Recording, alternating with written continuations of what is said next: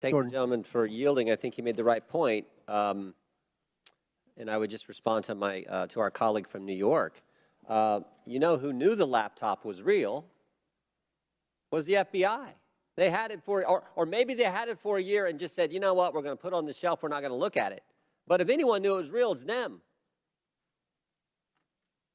That's why I asked the question, again, back to my colleague from New York, what he was talking about. That's why I asked the question earlier. I said, did anyone at the FBI or Mr. Baker know, did Mr. Baker talk to any of those 51 former intel officials who sent the letters saying this has all the classic earmarks of a Russian misinformation operation? Maybe they could have checked with the FBI because the FBI had the actual laptop in their possession. So I appreciate the gentleman from Louisiana. I think it's a great point that he made. Mr. Roth, I'm going to come back to you on something we were at a few hours ago. And we're talking about this visibility filtering, which in my mind I understand to be something short of suspending and blocking the account, which the user then knows has happened because there's a notification in a public way, like you did to Ms. Green when you suspended her account. But there's other things, this search blacklist, this do not amplify, that are some kind of filtering that account that the user doesn't know about. And I asked the question earlier, was there any bit of this visibility filtering that was hard-coded by Twitter employees into the account of specific users? And you said, you hesitated for a while, and you said, well, you wouldn't use the term hard-coded, but it seemed to me like something like that went on. Can you elaborate? Thank you for the question. Twitter's visibility filtering system, as has been reported in the Twitter files, is based on applying labels to user accounts. And so in that sense, if the application of a label is what you meant by hard-coded, yes, Twitter systems did apply those designations to those accounts. But it was seldom the case that Twitter staff would manually, individually go in and apply those labels directly. Were any government officials, were those labels and therefore that filtering done to any government officials, any elected officials where the user wouldn't know about? I don't know, sir. I didn't have access to my Twitter computer, to any Twitter systems to prepare me to answer that question. So I'm just talking your time there, and your experience there. Do you know if that happened? It would not surprise me to know that visibility filtering labels had been applied to the accounts of elected officials. So visibility filtered labels applied to the accounts, but the user doesn't know. Yes, it was not Twitter's practice to notify users. But you think that happened to elected officials and government officials? Again, I couldn't say for sure. I appreciate it. I yield back. Chair recognizes Mr. Mafumé for 5 minutes. Well, Mr. Chairman, it's been a long morning and afternoon.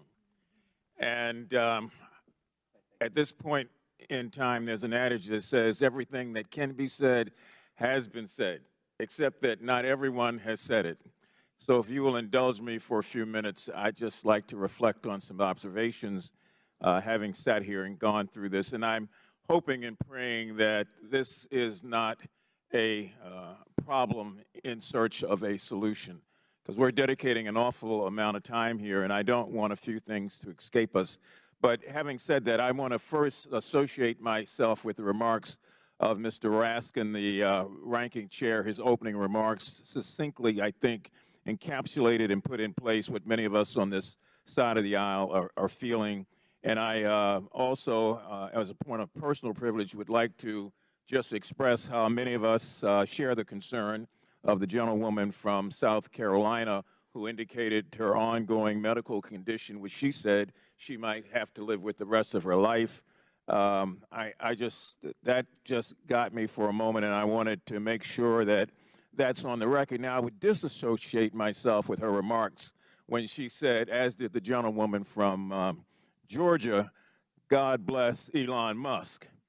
For me, it's God bless my country, God bless my family, God bless my friends. Mr. Musk can take care of himself.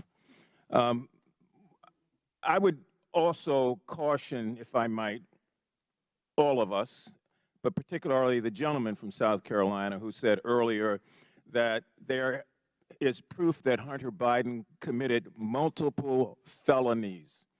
The gentleman said that without offering anything for the record, and I know we're all covered by congressional immunity in terms of when we're on the floor and when we're in these committees, but sometimes we probably don't want to feed into hot rhetoric.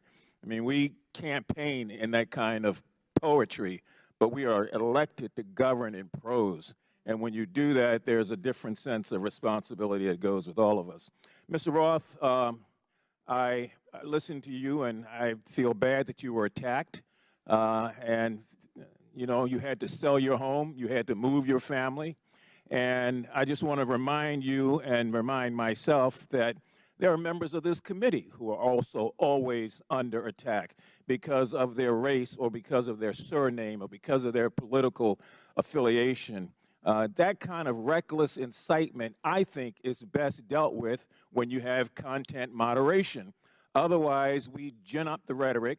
The people who can't control themselves oftentimes don't, and then we see violence occurring against whether it's members of Congress through threats or persons like yourself in the private sector. Ms. Navaroli, you in your testimony stated that on the morning of January the 6th that you sent lawyers a message warning them that your team was hamstrung by leadership.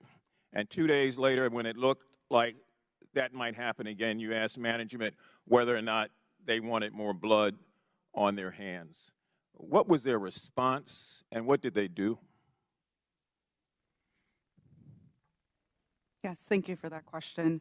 On the morning of January 6th, I did send that message to a Twitter lawyer, specifically because I believe that Twitter was going to be facing liability for what was going to occur that day. I do not remember their exact response, but I do remember there coming in a response of confirming that the information had been received. Would you repeat the second question that you asked? I wanted to know what was their response. What did they do? Nothing. Okay, you went on to say that in January of 2020, after the United States assassinated an Iranian general, that the president at that time, Mr. Trump, decided to justify it on Twitter, and management literally instructed you to make sure that we were not about to start World War III on that platform. Is that correct? Yes, that did occur. And what happened after that? It was up to me and my team to create what we called enforcement guidance, so a document that explained how we would apply our policies specifically related to content moderation in that specific instance. I believe the document was relating to foreign policy discourse. So my point here about content moderation on the front end prevents some of the crazy things we see on the back end. Mr. Chairman, I have from the Anti-Defamation League their latest report on murder and extremism in the United States, oftentimes fueled by the lack of content moderation, that I would ask unanimous consent be entered into the record. And I also have the National Threat Assessment done by the Secret Service of our country. This was just released, and it talks about how 25% of all of these acts are being conducted by people who are not moderated, but who in fact end up breaking the law and threatening the lives of people. And I would ask unanimous consent that also be. Without objection, so ordered. Thank you, sir. Chair recognizes Mr. Sessions for 5 minutes. Mr. Chairman, thank you.